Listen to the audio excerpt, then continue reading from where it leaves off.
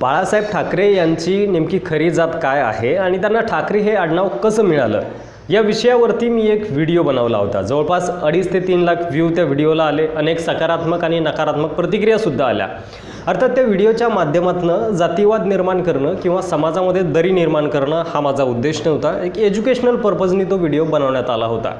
त्या व्हिडिओची लिंक डिस्क्रिप्शनमध्ये मी दिलेली आहे। जर तुम्हाला तो व्हिडिओ बघायचा असेल आणि अद्यापपर्यंत तुम्ही तो बघितला नसेल तर तो व्हिडिओ तुम्ही नक्की बघा।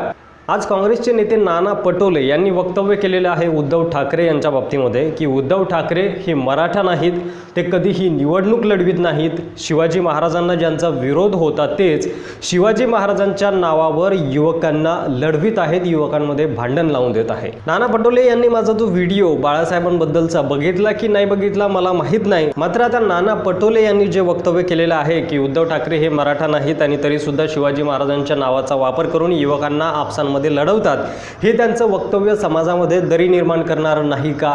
हे त्यांचं वक्तव्य जातीयवाद निर्माण करणारं नाही का?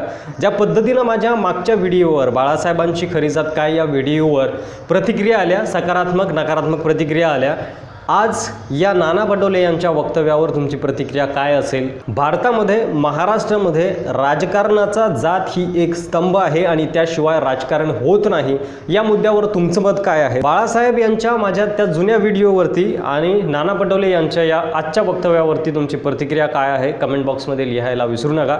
नमस्कार, मी परमेश्वर मेहत्रे आणि तुम्ही पाहत आहात मराठी मंडळी, हे आपलं मराठी माणसांचं मराठी चॅनल। असेच मराठी पॉलिटिकल किस्से अर्थात राजकीय किस्से पाहत राहण्यासाठी आपल्या मराठी मंडळी या यूट्यूब चॅनलला सबस्क्राईब करा। बाजूला घंटीचं बटन दिसेल ते दाबायला सुद्धा विसरू नका। लवकरच घेऊन पुढचा व्हिडिओ, तोपर्यंत जय महाराष्ट्र।